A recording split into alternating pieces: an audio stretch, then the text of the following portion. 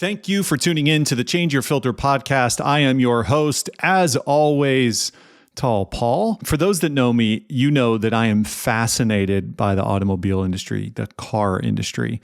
There's a lot of reasons why, but mainly because of the parallels that exist between the consumer auto industry and the industry where I live and we live and breathe today. No pun intended with breathe there. I also have a kind of a general rule of thumb here, and that is, if 3 or more people that I respect independently introduce me to someone, particularly over a short period of time, I pay close attention. So our guest today is John Torrey. John is the Director of Marketing for SearchLight. You can find him at searchlightdigital.io. This episode will be broken up into 2 parts. This could have been a 14-hour episode, so you're welcome. In part 1, we're going to examine the automobile industry and learn what John learned at dealer.com and see what we can learn from the rise in e-commerce and online shopping from cars. What can we learn over the past 10 years that we can apply to what's going on in our space today? And then part 2, we're going to talk about the modern home services contractor and how to operate your business with more clarity and precision around marketing and revenue attribution and all of those sort of things. Said more directly, as a contractor, you have data coming in from everywhere. How do you understand what is important, what is actionable, and how you can grow and run a better business with the data that's flowing in and out of your business? Please enjoy this conversation with my good friend, John Torrey. John, welcome to the Change Your Filter podcast. Paul, thanks so much, man. I'm super happy to be here. I feel like we've been friends forever, but it's only been maybe 72 hours max. Yeah, pretty much. So anytime multiple people say, you need to meet this person, I will break down and I'll meet that person. And I'm glad we met. So I'm glad we're friends, even less than a week. Me too. I'm humbled, man. The infamous Tall Paul. I mean, I've heard you on podcasts for years now. So again, just super humbled to even, be with you here and chat about some fun stuff today. Well, thank you for joining. I'm humbled by those kind words. And you're not going to hear much from me today because I want to hear a lot from you. So yeah, I want to start with just your career journey. So not all of my listeners are, our target audience of, residential home service companies. I have a lot of people that are just business people, career people, friends of friends of friends who are curious about the stuff. So I love to hear career stories. So who's John Torrey and how did you get here today? Yeah, absolutely. So John Torrey, born and raised in Philadelphia, big Eagles fan. We have a monstrous weekend coming up against the New York Football Giants. But I went to the University of Vermont, and I just wanted to change the scenery. Very, very cold up there, but I met a lot of my really close friends. I studied economics as an undergrad and found my way into a social media startup as an intern. And this was 2010. Okay. When right before graduation, you did the internship? Right before graduation. I graduated in 2011. Yep. And this was a different world. This was when we were coming out of the Great Recession. Yep. And social media marketing was brand new. It was about getting likes to your Facebook business page. Tremendous opportunity, paradigm shifting. Yep. And I got into this company. Burner accounts. Burner account, like all kinds of interesting. Wild West. Following people on Twitter, letting them follow you back, unfollow so you keep ratios. I remember having to keep ratios for accounts. And so it was fascinating to get in that early just to see what it looked like. And the pattern for me, which is something I continually recognize as technology shifts, is that when something new comes along, there are no tried and true experts. There's an opportunity for anybody to say, you know what, I'm going to deep dive this. I'm going to test things. We're going to launch some services. We're going to get some clients. We're going to see how it goes. And so this little company called Here Forward, I interned for them for about a year. They brought me on full time. I got to work with clients in automotive, CPG. We didn't touch any home services at that time. But what we were trying to prove out is that you could use Facebook advertising, again, all very new in 2011, 2012, to sell CPG, but then also cars. Could Facebook advertising be a channel for car dealers to actually move inventory? Can we prove that out? And so at that stage, that was just a question, like a hypothesis. You were like, could we do it? Could we do it? Yeah. And met with a lot of skepticism. Sure. But this is the key, is that these brands that we worked with were eager to find undervalued marketing channels And because social media was so new, it was very inexpensive to advertise on Facebook. It was very inexpensive to do different Twitter strategies. We used to build Facebook apps. So what we would do with a CPG, Seventh Generation was one of our clients. They're up in Vermont. We would do these contests. We'd build a Facebook app where you'd have to like the page to get access. You could fill out a form and get samples of that product. Yep. And I remember we did it for Seventh Generation Baby. We had 50,000 customers come through, get their free samples, and then we would do the matchbacks to see of those customers how many bought product afterwards. And it proved to be a great ROI. Explain CPG really quickly for those who aren't familiar with that term. Yeah, just consumer packaged goods. So again, and this we'll use a specific example, Seventh Generation, they made, eco-friendly dish soaps and different household cleaning products that are eco-friendly.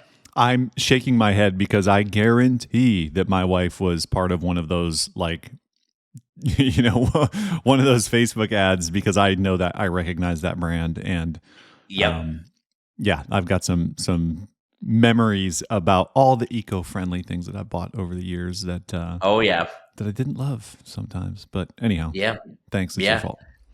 I know it is. We influenced it. Well, we would see, and it was so much fun. You see, they launched this baby Facebook page, Seventh Generation Baby. It was baby product. Yep.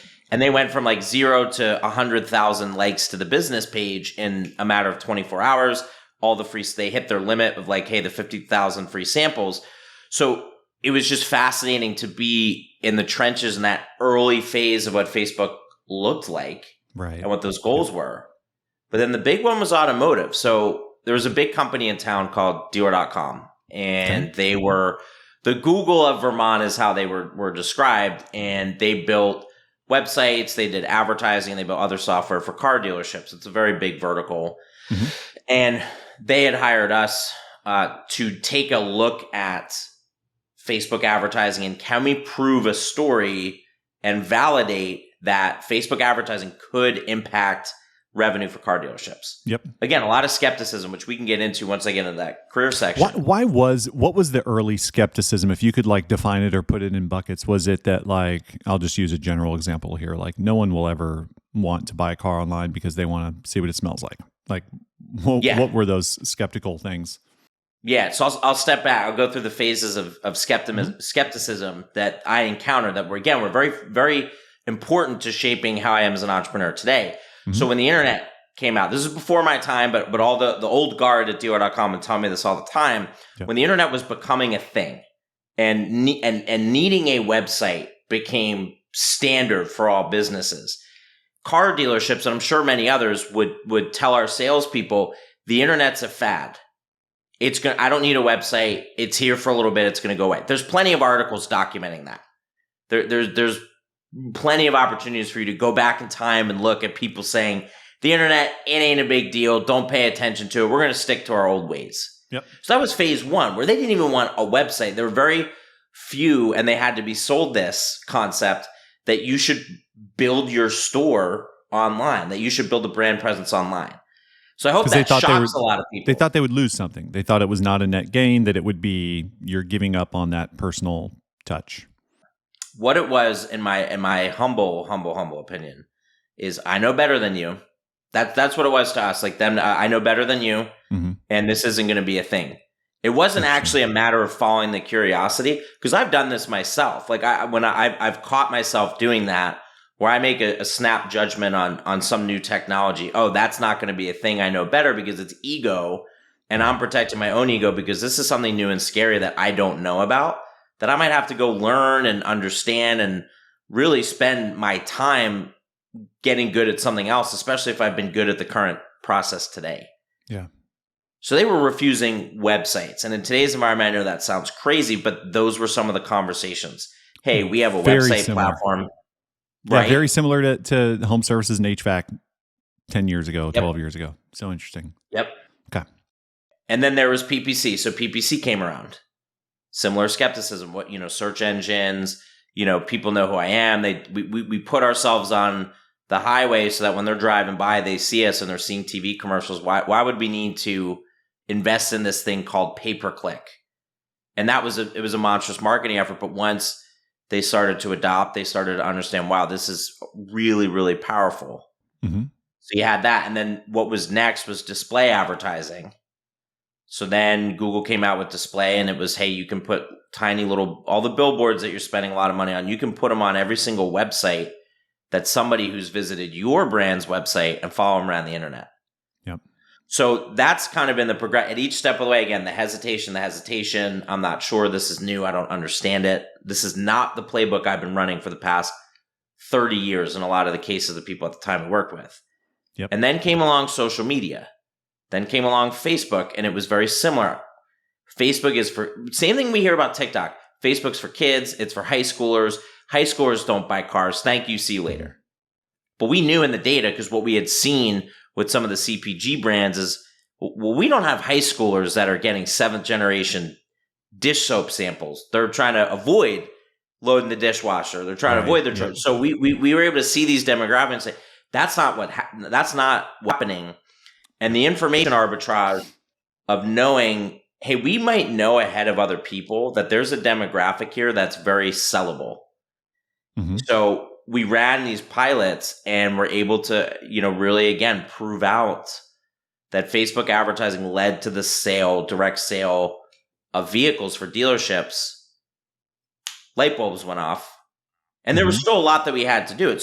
There was a lot of lag between mass adoption of it. Again, that's anybody listening to this. If you have a business, home services or not, if you're early to those waves as they're forming, you're going to have a tremendous competitive advantage, because the mass adoption happened 18 months later. Right. But for my career, so I was doing a little bit of everything: account manager, strategy, execution. I even did a little bit of coding on some of the apps. Definitely not a developer by trade at all today, but we did that. And then Dealer.com ended up acquiring HereForward. Okay. So I'm right out of college, and Dealer.com is in Burlington, Vermont. It's, about 40,000 people. Punches above its weight in terms of the entrepreneurial ecosystem. But Dealer.com, they had a cafe, they had a gym, they had, chair massages on site, they had a life coach, they had a lot of really interesting things. So going from a startup, I wasn't making much money, so I'm at a startup, no benefits, but I'm loving every second of it because I get to contribute to a business that, I'm a part owner of. And then that acquisition happened, so I was able to transition into Dealer.com. I was able to get a role that, I might not have been able to get in cold applying, so as a product readiness manager. So I go into this big environment, 600 employees, and it was like, wow, that's really cool. You can build and sell a company if you solve a problem for somebody. And so at Dealer.com, I stayed there for about 10 years. I worked in product readiness, which is go-to-market strategy for some very large rollouts. So it was, unified advertising dashboard. It was a budget optimizing tool that we rolled out to 6,000 dealerships. There was a display product we rolled out to 12,000 dealerships. So I got very well versed in how to roll out products at scale. And then I went into business development. So at that time, I got really good at understanding all the different departments in the company, aligning everybody on what is this product, how does it benefit our wider client base, and how can we make sure that that's adopted and that the service is strong. So that's kind of where I was. And then the corporate development team wanted to launch a partner program. Dealer.com built websites. And there's a lot of like chat, right? Chat's a great for car dealers, maybe. Car dealers, right? Yep. Car dealers and groups. So, we're in North Carolina. I think Hendrick, Sonic. We worked with OEM, Subaru, Audi. If you've purchased a car in the last year, 4 years, even 10 years, they had a stat about it. I think like 86% chance of touching one of our products. There's almost 100% chance. If you went to a few car dealership websites, you've been on a Dealer.com website. Awesome. Prolific. They sold for $1 billion. They ended up selling for $1 billion.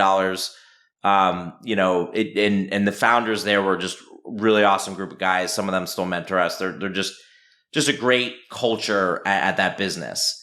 And I had that opportunity to then go into business development to launch a partner program where we were working with chat companies who would put chat on our website. And we said, hey, let's get together. Let's do some joint marketing. Let's deepen our integrations. Let's establish a financial relationship. So I ended up managing that program for about 1.5 years. And then Dealer.com, like I said, they were acquired and things started to change. So I had like 9 bosses or 9 managers in 2 years. I moved over to product. I did some market intelligence stuff, and then I moved into product. And started working on an audience product and then started working on a video product. And again, rolling out at scale, traveling the country, presenting to, different OEMs, went to Detroit a lot, was in these executive meetings explaining strategy and the changing of the tides. And then I hit a wall. And was really unhappy. And I was itching to get back into a startup. I missed that. Environment. Was it the early phase of the market too that you missed? I mean, because at this point, like 10 years in, most of the car shopping is done online and then closed in person. Was it just not as fun anymore? Yeah, it was. Well, I'll tell you, the exact moment I knew that at some point I wanted to recreate this for myself. We went to New Orleans in 2014. There's a big event every year called NADA. And it was held in New Orleans that year. It just so happened to be 2 months after the company was acquired for $1 billion. So I'm the youngest person there. I was a last minute addition. My manager kind of fought to get me there because we built this partner program, $4 million a year. And he said, I need Jonathan to go because we need to be building relationships with other potential partners. So he got me into that. And I'll never, this was the greatest business trip of my life. So, and it was hard work. So we get to New Orleans. Now all the founders are there. We're still privately owned. So everybody that's kind of built up, the executives, the founders were all, again, really just a cool group of people were there. And it was hard work. And it was, hey, we need to finish this out strong. We need to, give a good showing before next year when we're part of Dealer Track. That's the company that acquired us. So they told us, the CEO at the time, Rick Gibbs, he said, everybody, we're going to celebrate our final night here, but these first 3 nights, you better be on your best behavior, and every morning at 6 a.m. I want everybody in the lobby. So they booked us an entire hotel right off of Bourbon Street. So the whole hotel was just my friends and my colleagues. And every morning, I would get up, be down there at 6. Nobody else would be there. I would sit there for about an hour and a half, just doing work and prepping. And then the first, our CEO would be the first one to come down. And that's how he noticed me. And I think ever since then, we've talked once in a while. But he noticed that, and he's like, you listen to me, you're here, you see that nobody else is here.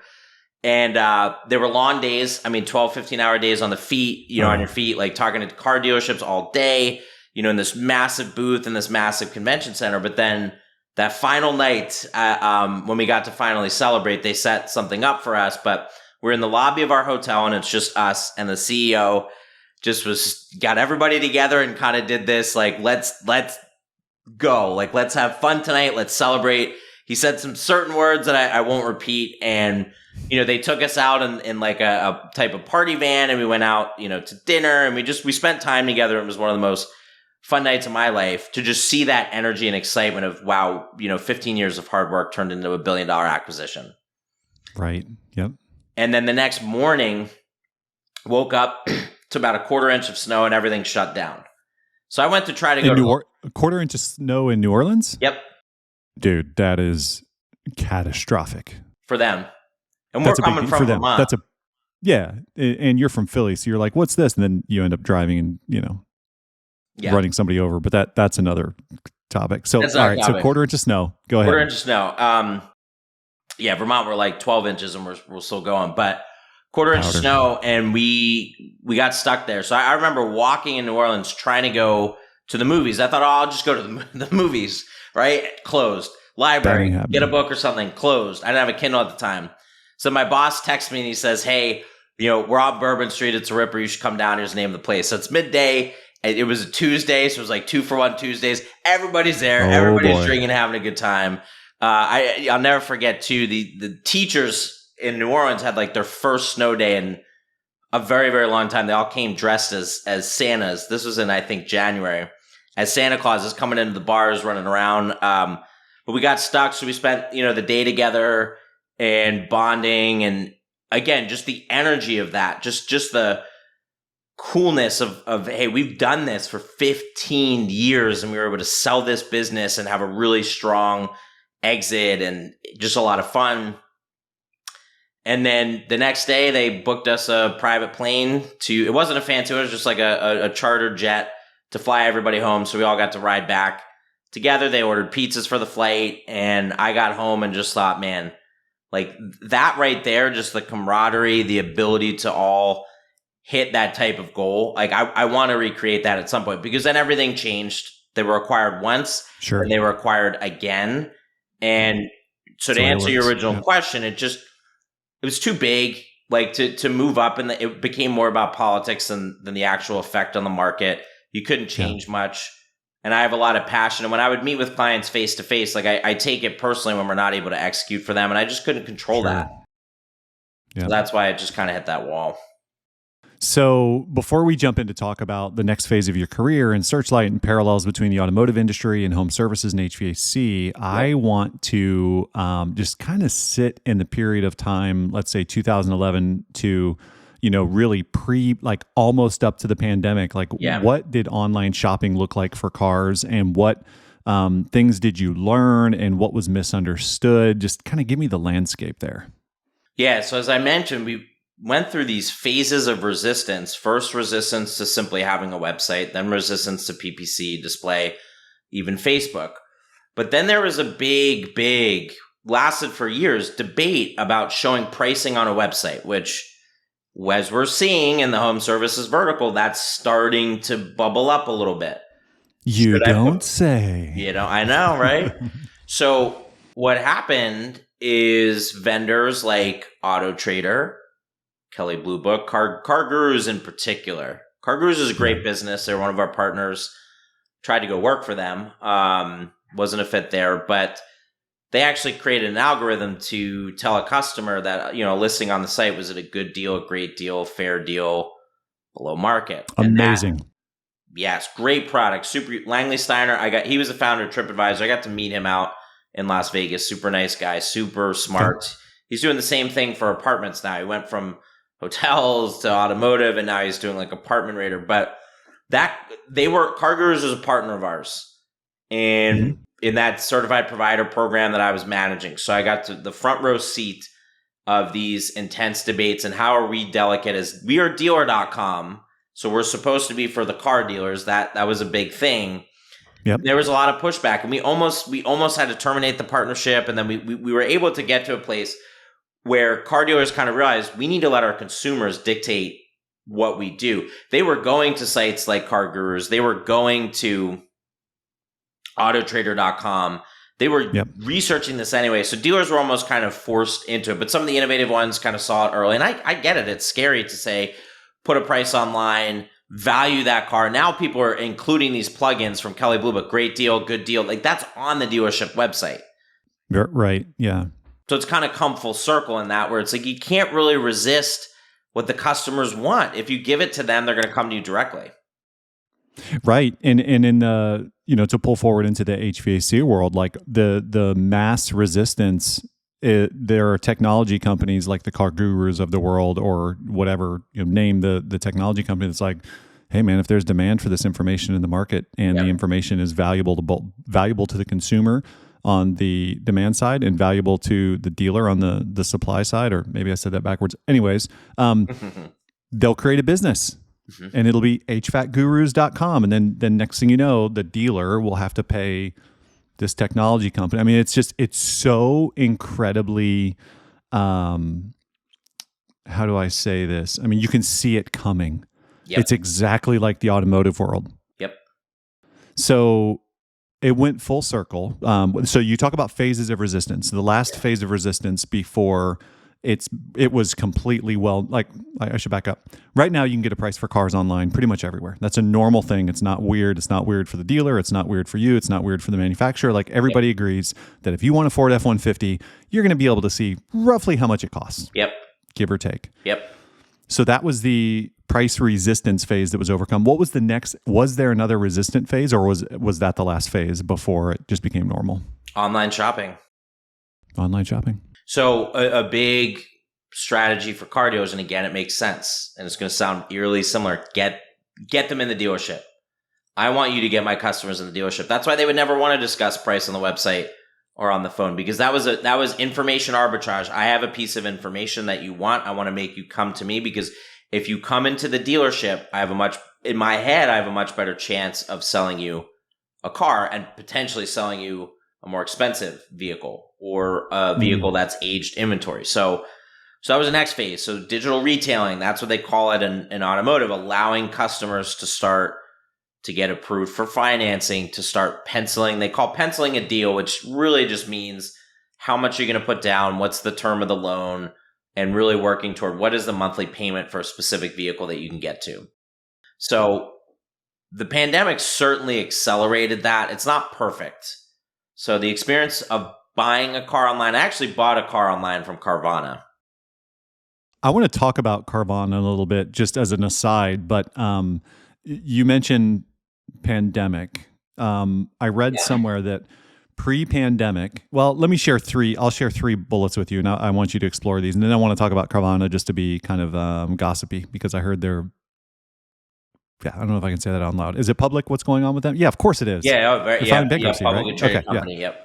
Yeah, I'm completely like ignore the outside world, and I hear things and then I repeat them. So, I read, this is, oh man, I forget the source of this, but it might have been some source from your dealer, car dealer world said more than 99% of car buyers declared that they were dissatisfied with the automotive buying process. This is pre-pandemic. Mm-hmm. In 2019, it was reported that 31% of consumers were open to buying a car online.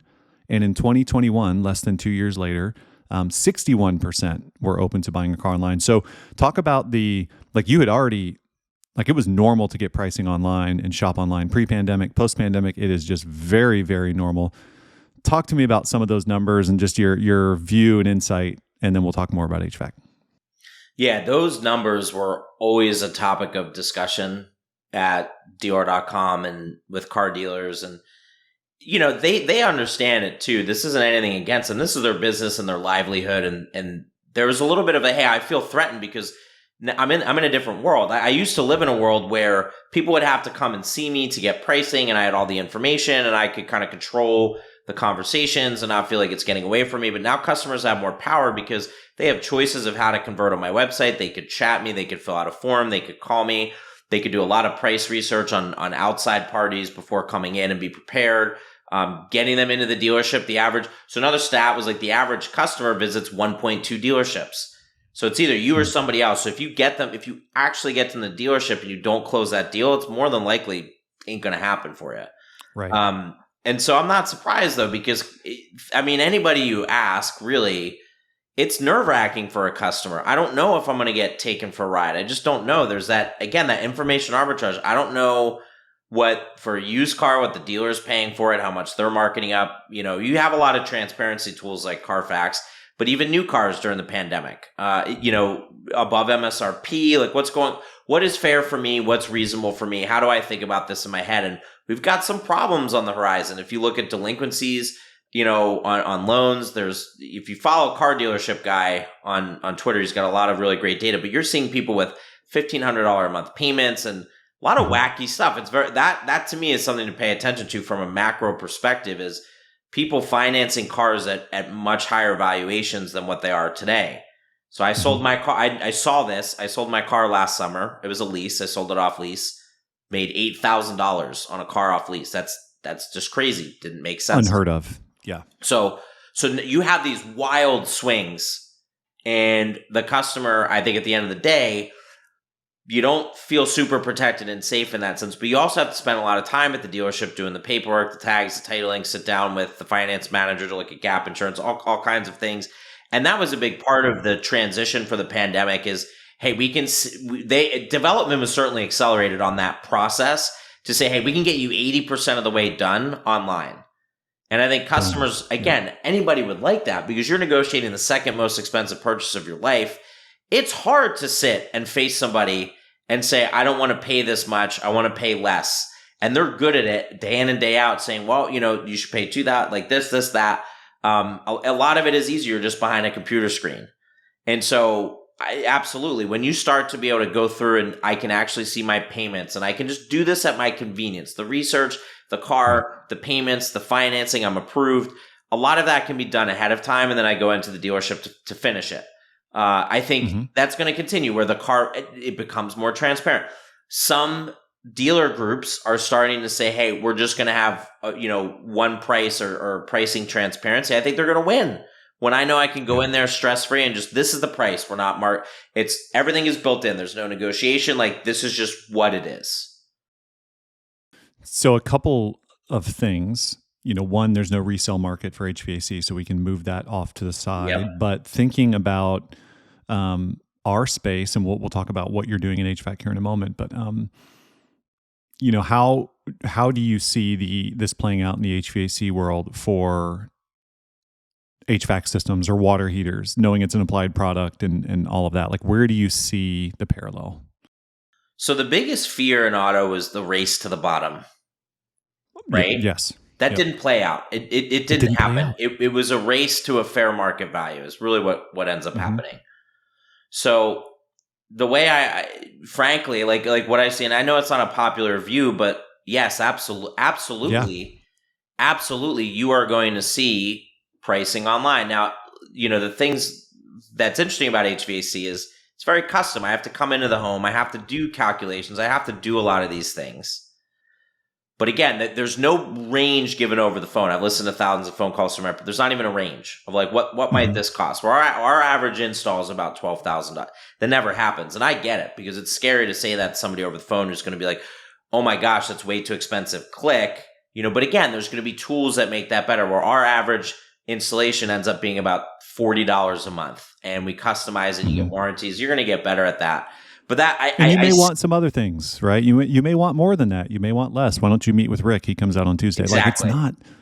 Yeah. And it's so hard for people to just wrap their mind around. I want to be respectful because I have plenty of people who are doing this the right way, but it's not a race to the bottom. Yeah, it isn't. And the truck in a truck, right? I always see those examples of truck in the truck, and you'll lose some percentage of your business to the people that are just willing to go at absolute rock bottom. The same thing happens in automotive, but the dealer groups are still doing well, and the big successful brands, like, they're doing well, and even the small to mediums that provide good customer service are doing extremely well. And so I do see it going in that direction. It's not as much because we don't sit and shop for HVAC, in our free time the way that we do with cars, and there's so much variance between vehicles. Audi A4 with these features versus Honda Odyssey with these features. Those are two way different cars, but that's what's different. Like you said, there's no resale market. I think that we're in that early phase. Like, we're already past, hey, you need a website. And then that next phase. It wasn't that long ago that was like, that's behind us. And it took 10 years. Yeah. And think about the people who are early adopters, like how much opportunity and leverage that they had over competition. So that was one phase, is the way that I saw it. Then the next phase is, hey, we're going to give you multiple options to convert with us. It's not just going to be phone calls. It's going to be chat. And then you saw the rise of online scheduling. Wow, I can book appointments online. Which, again, that happened in automotive, especially for service. There's a company called Xtime that allowed you to book appointments online. That was a new thing. And there wasn't as much resistance to that because that was like, hey, that actually makes a lot more sense and it's easier. But really, is this something that's going to work? People are so used to calling my business. So you're kind of going through that now where you're seeing like, hey, there's this online scheduling. I think then the next phase, just like in automotive, it was, hey, can I get qualified for financing before I start my shopping process? Yep. And before we have to look each other in the eye, can I do it privately on my own time? Yeah. Can I see what I can afford? Can I know what that monthly payment's going to be? Can I get good rates? What does that look like? So that's another phase. It's going to be in my opinion, or what I think is going to be in these chunks. And then, I think there's tools out there, but your shoppers are going to want experiences that mimic what they're used to in other verticals, or else somebody else is going to come in and try to do it. Yeah. So we started to see, and this has died down and it's not surprising, but we started to see Amazon bidding on some of our top brands. Like, they would bid on their brand names. And I thought, what's going on here? Obviously, HVAC it's a big, monstrous market. I think it's very overlooked. I think Amazon's trying to do something here. I know that they have things where you can purchase equipment online and they find an installer for you. Sure. A little bit of issues with that model. They backed down from it. And the reason I say I'm not surprised is because of where their business is. They're laying a lot of people off. They're probably getting focused. They're probably less focused now on expanding into new markets and more focused on their core technology and services, which is an opportunity for the HVAC space. Like, hey, people might be backing off of vertical expansion right now. Right. So there's a window, take advantage of that. Because yeah, you can go buy. I mean, we've had clients say, hey, a customer will buy a hot water heater online at Home Depot, and then they call us to install it. We don't do that. We want to get the full package. So around starting SearchLight, like that big mantra for us, obviously we're very involved in data, but using digital marketing strategies and data to help you connect directly first with the customer to give you that opportunity to show your value and why they should go with you, even if you have pricing on the site, things like that, but also providing an experience that's going to start to get closer and closer to literally just being able to buy these things fully online. Before we get into SearchLight, because I want to hear all about what you're doing there, and I think it's fascinating. Thinking about the car world, thinking about the phase where dealers realize, okay, you know what, it's not a race to the bottom. We're putting pricing online. We're going to have an inside salesperson work with these. What advice do you have for an HVAC contractor, particularly my customers who are listening, who have their pricing online and are just figuring out what it's like to get into e-commerce? What advice do you have from like an intake standpoint, dealing with customers who are shopping online, inside sales, all those sort of things? Like, did you learn in the car world that you might be able to lend to HVAC companies? Customer experience. I know it's high level, but customer experience is like that's where you want to focus. I think that's where I would focus if I had this and what I've seen. So to go back to an example. Over the summer, I was trying to sell, it was a 2019 Honda Accord. I forget what trim, but good condition, coming off lease, one owner, very well under miles because I work from home, so I wasn't driving it a lot. I was reaching out to car dealerships via chat because I don't want to get on the phone. I'm multitasking. I must have reached out to 4 or 5 dealerships saying, hey, do you want to buy my car? I've got a great model that's in demand right now. And they would always collect my information. I would never hear anything. I wanted to bang my desk. This became incredibly frustrating. And so when I finally got in contact I finally just called to my reluctance. I called the dealer and said, hey, do you want to buy this? They said, absolutely. Bring it in on this day. Then I got a text message from somebody from that same dealership saying, hey, John, I know you want to sell your car. I just want to hear your side of the story. And I'm thinking, what is this? My side of the story, what? I'm trying to sell you my car. So apparently what happened is they have a used car section and a new car section. And I talked to the used car manager who pays a little more for the used cars, and the new car guy wanted it and was like, just tell me your story. And then what he was trying to do, and this is true. The guy called me and said, hey, I need you to come to this address. There were like 2 separate addresses, 2 buildings across the street. I need you to come to this address. So I said, well, no, the other gentleman told me to come to this address behind Staples. They have the office there. He said, no, you just can come right to me. So I call the other guy and I say, hey, I don't know what's going on, but I'm pretty close to not giving you my business. I'm going to take this somewhere else. Why is this gentleman telling me to come to this building and you're telling me to come here? He says, yeah, he wants the car. He's not going to pay you as much for it. You're going to get a better deal with us. Whether that's true or not, I don't know. I was just happy with the deal. But that's what I went through in the modern, and this is a big Honda dealership out in Louisville, Kentucky. This is not a small operation. And this is me now. Like, I never left a review because I always like to give people the benefit of the doubt. But again, it's like, think about what your customer wants and just remove the friction from that process as best as you can. Talk to your customers. When you're in the home, when you're evaluating your business, how are they shopping? And how can you make that shopping process easier? It's not a threat. If you make it easier first, and that's a good experience, you're going to win that business more often than not, at least from what I have seen. An aside, in your days, I'm trying to move on from dealer.com. No, it's okay. It's a good parallel. In those days when you were in Detroit and you were meeting with manufacturers and you were talking about that manufacturer, distributor, consumer model, obviously since then, manufacturers now sell direct to consumer. Yep. Tesla being one of them, others. Where do you see that world going? Like, will the modern way of buying a car just be buying it from Ford.com or GM.com or wherever? Like, what kind of vulnerabilities do automotive dealers have because either of their lack of sophistication around things like e-commerce or just the greed of publicly held companies who need to maximize value and have the tools and resources to do that? Like, spin that up for me. So there's a lot of law, like legally, right? Legally, car dealers are protected from those models in a lot of cases. There's a lot of lobbyists and things like that kind of preventing. And again, I'm speaking from memory, so it's, don't quote me on it, but totally. As I remember it, right? Like that was kind of a big thing is that there were some laws in place to protect those businesses to say, hey, you can't sell direct to consumer for these brands. And again, like with Tesla, I don't know all the details because they're a new brand, how they get around it, yada, yada. But yeah, absolutely that's a threat. And absolutely, I think what could evolve, this was always in my mind, is that if I'm a dealership, you can make very, very good money servicing vehicles, servicing, detailing, cleaning vehicles, and repairing them, obviously. And on the new car side, I remember you don't make a lot of money on new car sales. Unless maybe, after the pandemic and things were going a little bit haywire, maybe that's, it was going down. Used cars were always an opportunity. Leases were great. Certified pre-owned, those were great inventions. The invention of the lease, because you get to sell a car twice.